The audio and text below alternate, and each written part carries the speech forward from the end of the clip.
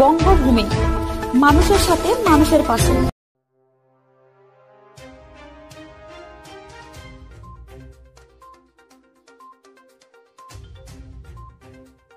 মধুচক্রের আসর থেকে 3 মহিলা সহ 5 জনকে গ্রেপ্তার করল ফ্রেজারগঞ্জ কোস্টাল থানার পুলিশ।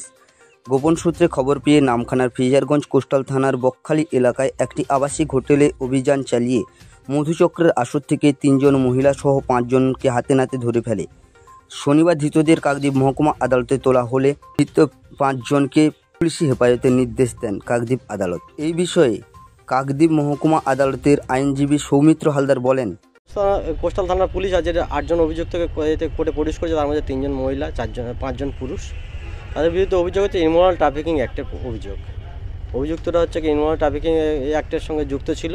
সেই কারণে ওদেরকে অ্যারেস্ট করে এখানে প্রডিউস করার পরে পুলিশ তাদেরকে 4 জনের পিসিপিআর করেন এবং কোর্ট হচ্ছে পিসিপিআরও মঞ্জুর করেন। আপনার সৌমিত্র হালদার, অ্যাডভোকেট, কাকদ্বীপ কোর্ট। বকখালি থেকে বঙ্গভূমি নিউজ টিম।